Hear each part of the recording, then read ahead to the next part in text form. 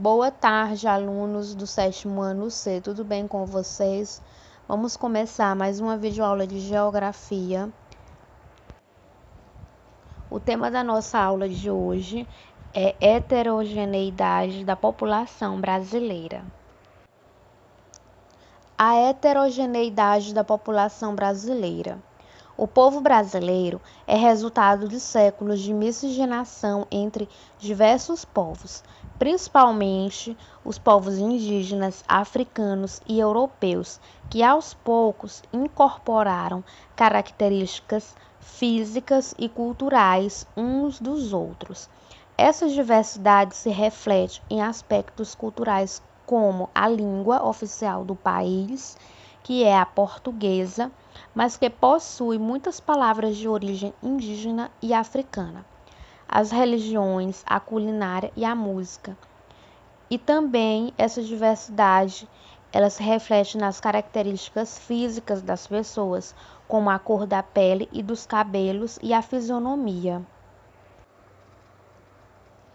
Os povos indígenas. Os povos indígenas do Brasil são descendentes dos habitantes nativos que aqui viviam antes da chegada dos colonizadores europeus no século XVI.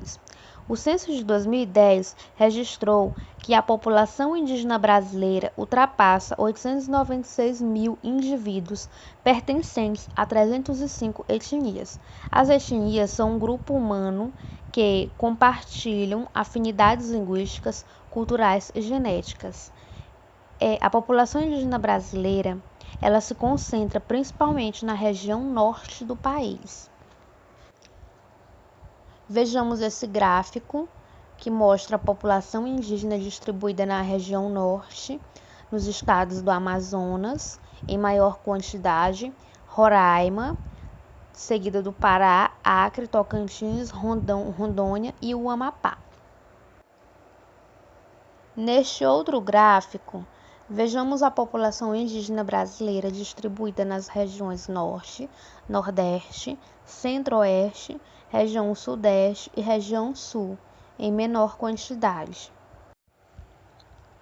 Os povos africanos. Entre os séculos 16 e 19, cerca de 4 milhões de africanos de diversos grupos étnicos foram escravizados e trazidos para o Brasil para trabalhar nas lavouras de cana-de-açúcar e tabaco, na mineração e em outras atividades econômicas. Muitos aspectos do cotidiano do povo brasileiro são legados desses povos que vieram da África, incluindo estilos musicais e artísticos, costumes culinários, manifestações culturais e religiosas. Os imigrantes. Grande parte da população brasileira é formada por descendentes de pessoas vindas de diferentes partes do mundo.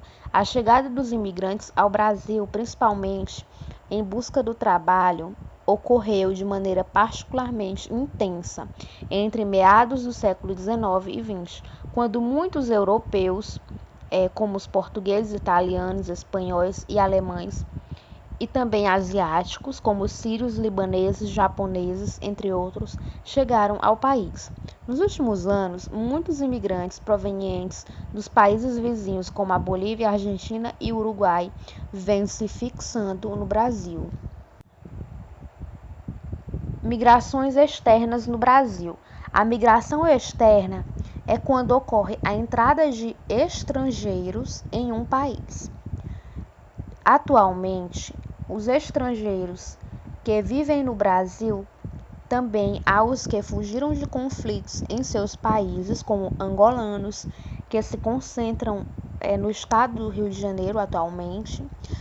Na última década, o número de imigrantes que tiveram no Brasil aumentou 160%.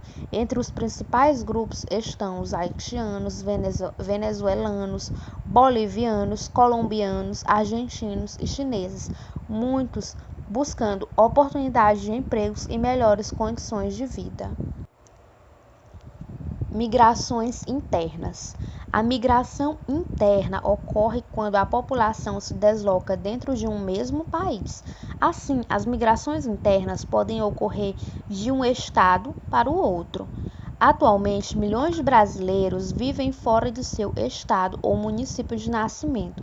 Diversos motivos levam as pessoas a migrar de um local para outro, como dificuldades econômicas, guerras, perseguições político-religiosas, adversidades naturais, como clima extremamente frio ou quente, secas frequentes e prolongadas, entre outros motivos. O principal objetivo das migrações, independente da causa, é a busca por melhores condições de vida.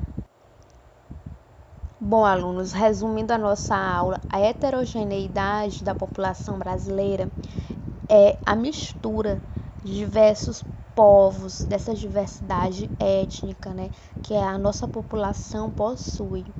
E ela é composta por três principais grupos étnicos, que são os indígenas, o branco e o negro, né? O branco de origem europeu e o indígena e o negro escravizados, que foram escravizados e trazidos para o Brasil na época da colonização.